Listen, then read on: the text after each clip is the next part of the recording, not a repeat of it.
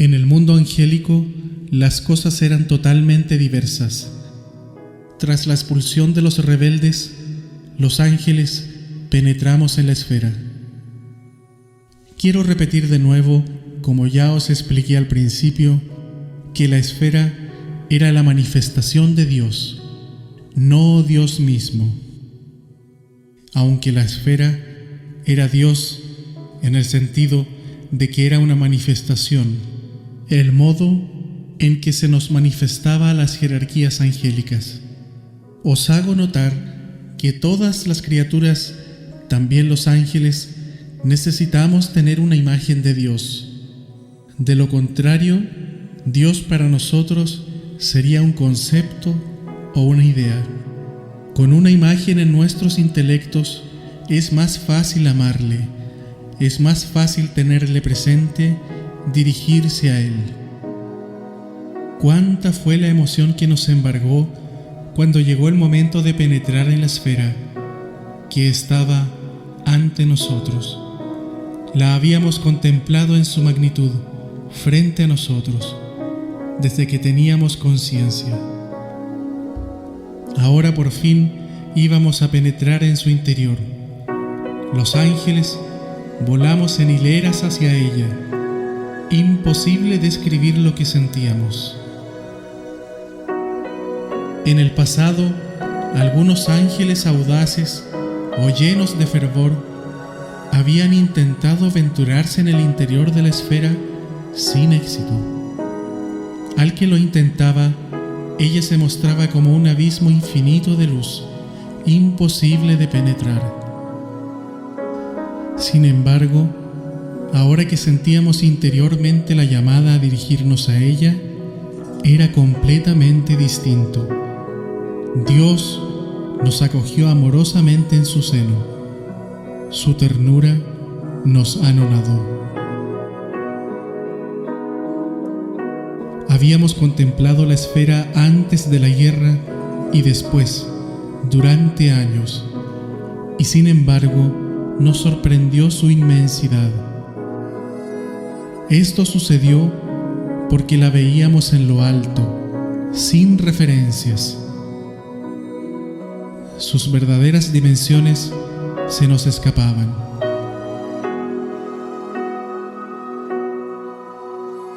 Pero al penetrar en ella, nos apercibimos mejor de nuestra insignificancia. Dentro de la esfera contemplábamos la manifestación de Dios envolviéndonos con su amor, de un modo tan intenso que jamás lo hubiéramos podido imaginar. Era como si entráramos en una nube de amor. Los que se habían mantenido sin culpa entraron en una especie de éxtasis. Los que habíamos faltado contra Dios rompimos a llorar.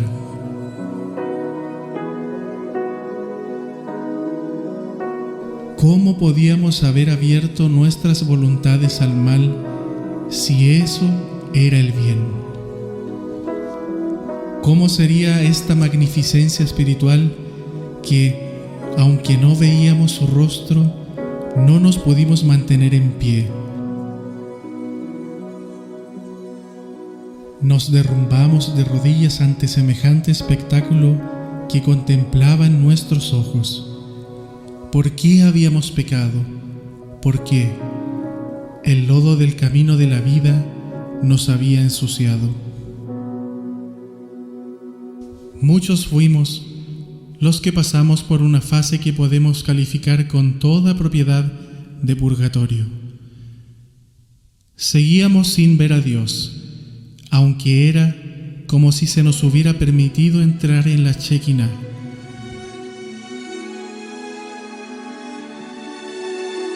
Como si hubiéramos podido penetrar en la gloria que descendía a la tienda de la reunión en tiempos de Moisés. Moisés solo vio una nube que envolvía el arca de la alianza.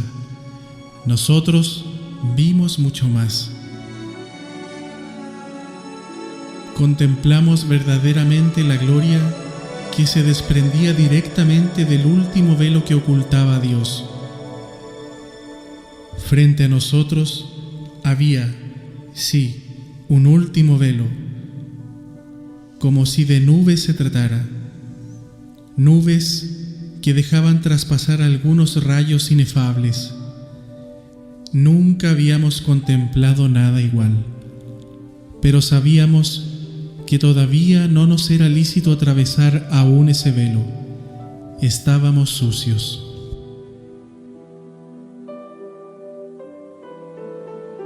Ciertamente, la esfera ya era una manifestación de la gloria de Dios, pero esta gloria interior era mayor y se nos había ocultado para que la prueba por la que pasamos fuera realmente una prueba. De haber visto esta gloria interna, esta otra capa de su gloria, estos rayos más límpidos que llegaban a nosotros, hubiéramos sentido muchísimo menos las punzadas de la tentación. Y en la prueba justamente se trataba de que nos costara mantenernos fieles. Si nos costaba, si nos resultaba arduo, entonces tendría mérito. Y así lo había determinado Dios en su sabiduría. Ese tiempo de purificación empezó al mismo tiempo para todos los que la necesitábamos. Empezamos a la vez, pero obró en cada uno con una intensidad. La ternura divina era como un baño de purificación. Sumergirnos en ese océano de luz era sumergirse en su ternura. El ejemplo que puedo poner es el de un padre que te envuelve con sus brazos. Solo que un padre humano no puede envolverte plenamente. Solo puede poner sus brazos sobre tu cuerpo. El abrazo divino era un abrazo de todo tu ser. Y allí estuvimos comprendiendo lo tontos que habíamos sido. Afirmar que en Dios había partes es incorrecto, pero estábamos dentro de la gloria que procedía directamente de Dios, y no le veíamos a Él. Lo diré en otra manera. Dios nos había abrazado, pero era detrás de ese velo por donde entraríamos en su corazón. Nos había abrazado, pero su rostro estaba detrás. Nos adentrábamos en los rayos de su gloria, pero aún no veíamos su faz. Y tampoco lo pretendíamos. Cada uno reconocía su indignidad. En nuestro interior, como si nos hablaran sin palabras, sentíamos que debíamos limpiar el traje de nuestra alma. Y suplicamos que nos diera tiempo. Los millones de ángeles que habíamos penetrado en ese abismo de amor, nos quedamos inmóviles, como suspendidos.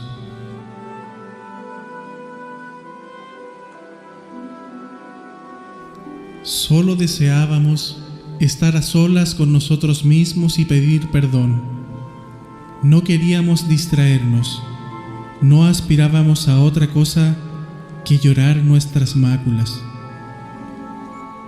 El purgatorio de los ángeles estaba situado detrás de la esfera, en el seno de ese mar de luz que rodea la superficie de la esfera.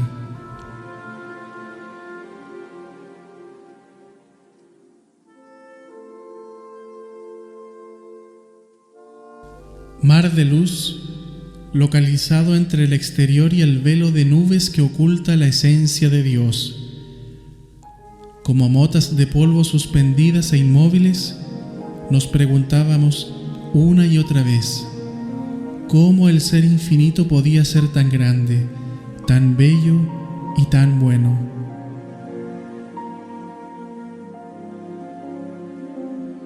¿Cómo podíamos haber dudado si seguirle a Él? ¿Cómo podíamos haber hecho lo que Él no deseaba? En ese éxtasis de amor doloroso, lloramos nuestras faltas. En el purgatorio, comprendimos que la guerra había sido dura, pero que en el sufrimiento los espíritus fieles habíamos destilado un amor como nunca hubiéramos podido hacerlo de haber gozado siempre de un modo pacífico. Los héroes habían aparecido, pero nunca lo hubieran hecho sin esa prueba. Es cierto que muchos habían caído, pero después la inmensa mayoría habíamos pedido perdón y lo habíamos recibido. A muchos la misma prueba les había purificado bastante. Todos habíamos crecido en humildad. Ahora comprendíamos cuán débiles somos. Eso jamás lo habríamos podido aprender en los libros, si se me permite la expresión. En el sufrimiento habíamos aprendido a amar de un modo nuevo. A la inteligencia que ya antes poseíamos se nos unía ahora el agradecimiento del perdón, del amor, de la humildad. Todos aprenderíamos una gran verdad, que no éramos nada, que somos polvo, que todo lo hemos recibido. No tenemos de qué vanagloriarse. La felicidad la obtendríamos como el regalo que se otorga a un niño.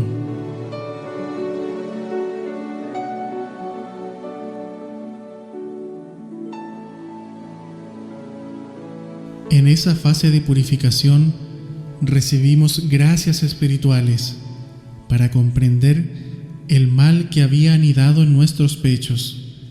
Sufrimos un gran dolor de haber ofendido a Dios. A cada uno le quemó la iniquidad cometida como brea oscura y pegajosa que arde en el horno de su alma.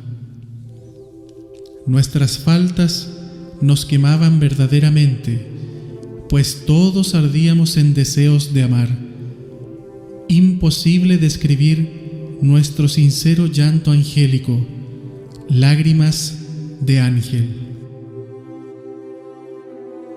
Todos nos ayudábamos, nos animábamos unos a otros, entonábamos cantos, orábamos juntos. Éramos como niños desamparados que se dieran la mano entre ellos mientras rezaban sencillas oraciones.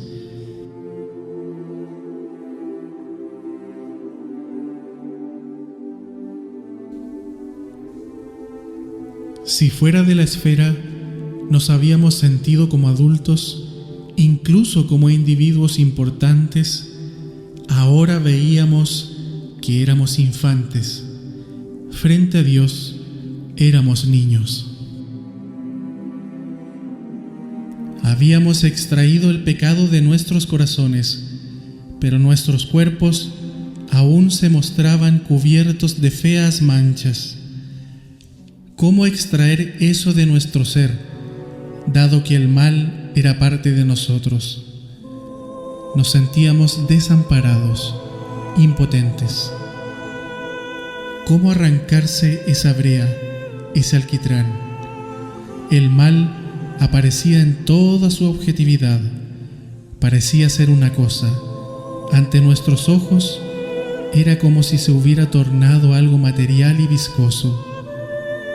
Nuestros defectos nos habían parecido antes tan pequeños, pero allí, ante la luz del conocimiento de Dios, lo veíamos en sus auténticas dimensiones. No podía entrar esa hediondez en la blancura inmaculada del Altísimo, pero no podíamos arrancarlo, porque el mal era parte de nosotros mismos. Es decir, éramos nosotros los que nos habíamos vuelto un poco malos, aunque nuestra voluntad rechace ahora eso. No podíamos arrancarnos el espíritu, solo nos cabía llorar y cambiar lentamente. ¿Duró mucho este purgatorio? Lo cierto es que cada ángel lo vivió de un modo más o menos prolongado. A mí me dio la sensación de haber estado una decena de años.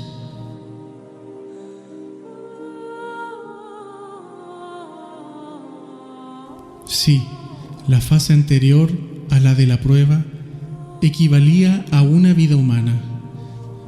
Una vida que hubiera pasado muy rápida, con momentos decisivos, en los que el Evo parecía detenerse eternamente de tan lento que transcurría. Ahora, el purgatorio equivalía a un tiempo indeterminado que nos daba la sensación de que no avanzaba. Para el que tuvo menos que purificar, el tiempo transcurrió más rápido. Para el que tuvo más que penar, el tiempo parecía no progresar hacia adelante, como si el tiempo se hubiera atascado.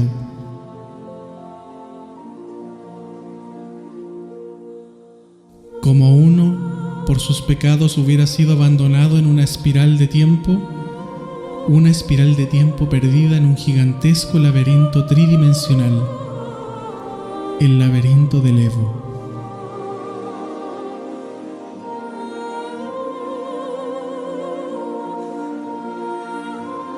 Hubo momentos en que esa espera fue dura. Se han olvidado de mí, pero después me sometí de corazón, merezco ser olvidado.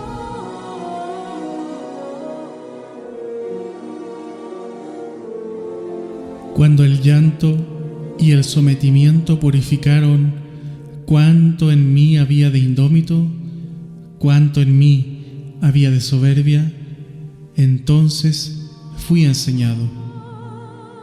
Los ángeles santos que habían pasado directamente a la presencia divina nos visitaban, nos ayudaban con sus lecciones y consejos. Los ángeles santos eran los que habían mantenido fieles en todo momento. Ellos no habían entrado en el purgatorio. Después de un tiempo, fueron enviados a nosotros y se transformaron en nuestros padres espirituales. Poco a poco, todos íbamos sintiendo un amor más purificado, pues en ese tiempo de purgatorio había fases. Hacia el final, la Trinidad se nos hizo más presente en cada uno de nosotros. Realidades como la inhabitación divina, las virtudes, la propia santificación lograda a través de la prueba y la purificación subsiguiente, se nos hacían más perceptibles. Era como si el bien en nosotros fuera eclipsando ese mal nuestro que se iba diluyendo. Todos los que guardábamos sumergidos en las aguas lustrales, anhelábamos con todo nuestro corazón ver a las tres personas. Por fin, un día, sin esperarlo, se acercaron de lo alto ángeles santos que nos dijeron: hoy vais a ver a Dios. De verdad que aquella irrupción fue una sorpresa. Nada nos había indicado que ese era el día. Esos ángeles nos ayudaron a salir de esas aguas lustrales. Fue entonces, fuera, cuando nos vimos, estábamos limpios. ¡Qué alegría tan indescriptible! Ya no encontrábamos en nosotros máculas, todo era blancura. Y así, las miriadas de ángeles ya purificados, volamos hacia el centro de la esfera de luz y comenzamos a penetrar reverentemente a través del velo de nubes. Y allí, por fin estaba. Se nos mostró en toda su contundencia, Dios. Veíamos con nuestros pobres ojos a la Santísima Trinidad. Conforme entrábamos en su presencia, con todo respeto, nos arrodillábamos sin poder dejar de mirar la esencia de Dios. Lo que vimos, ¿a qué lo compararé? La primera persona de Trinidad solo la puedo describir como una roca infinita, una especie de peñasco inamovible e inmutable. La palabra peñasco trae reminiscencias de algo irregular, pero este peñasco contenía dentro de sí todas las geometrías. Esta expresión de orden y geometría le conferían el aspecto de un templo catedralicio, tan alto como ancho. Un templo cuyas torres se perdían en la altura inconmensurable, tan altas como la altura de su infinitud, con muros tan extensos como su ser. Un templo infinito, no labrado por manos humanas. No tenía forma, pero era como un gigantesco templo de planta cuadrada, en cuyo interior estaba la morada de la primigenia, causa incausada. En ese templo, asimismo, había muchas moradas donde vivían los servidores. Esos afortunados no solo podían ver al Creador, sino que podían vivir cerca del trono del Padre, trono que no tenía nada de material, pues ese trono eran los 4 serafines que lo rodeaban cantando día y noche: Santo, Santo, Santo es el Señor, Dios de los ejércitos. Los 4 serafines eran gigantescos, gigantes del conocimiento, ardiendo en amor. Cualquiera de ellos hubiera pasado por ser Dios, de no haber estado al lado del Omnipotente. Había que verlos rodeando a Dios para entender que ellos solo eran su trono. De ese templo surgía un arroyo que se hacía grande como el más inmenso de los ríos. El agua que surgía del templo era un agua viva. La segunda persona de la Trinidad era como una corriente constante, infinita. El río tomaba fuerza, se arremolinaba con violencia, con energía, espumante entre las rocas eternas de la inmutabilidad del Padre. Las aguas cantaban una eterna sinfonía en ese chocar contra los peñascos del templo infinito. La corriente de amor embestía contra esas rocas de un modo vehemente, desbordante. Era el amor más intenso que jamás podáis imaginar. Ese río, finalmente grande como millares de Nilos, se remansaba. El ímpetu del amor y la celeridad de la dicha estaban presentes en ese único y mismo río. También en ese río aleteaban espíritus completamente sumergidos en la vida del Hijo. El río infinito desembocaba en un mar que era la tercera persona de la Trinidad, un mar apacible, un remanso de felicidad.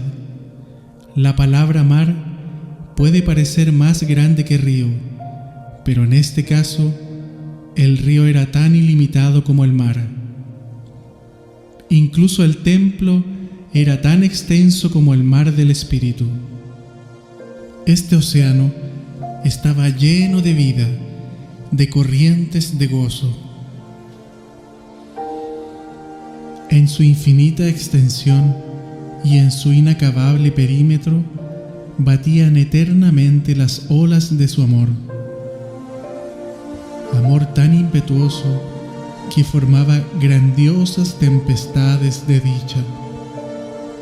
Amor tan desbordante que elevaba mares de nubes que acariciaban con su lluvia el templo del Padre y el río del Hijo.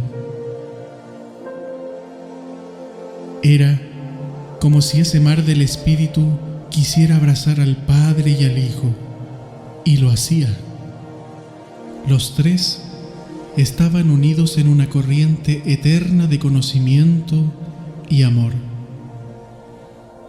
Los miles de millones de ángeles estaban alrededor de ese misterio sublime, y aunque en el cielo no hay vegetales, era como si prados de flores crecieran alrededor del templo, como si selvas ornasen las orillas del río, como si el mar estuviera bullendo con la vida de peces y cetáceos. No eran esas realidades biológicas las que estaban allí, pero las bellísimas formas angélicas a su alrededor sí que ofrecían esta impresión. Además de que millones de ángeles sobrevolaban a la Trinidad. Lo que os he ofrecido son imágenes visuales, pero lo que no os puedo transmitir es la felicidad que gozamos en ese momento. Palabras pobres, palabras para expresar ese misterio que desprendía tal gozo. Gozo que no es lo que viéramos simplemente, lo sentíamos. Estábamos colmados de una alegría perfecta.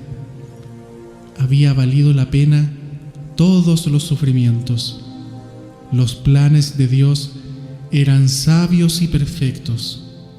Ahora lo comprendíamos.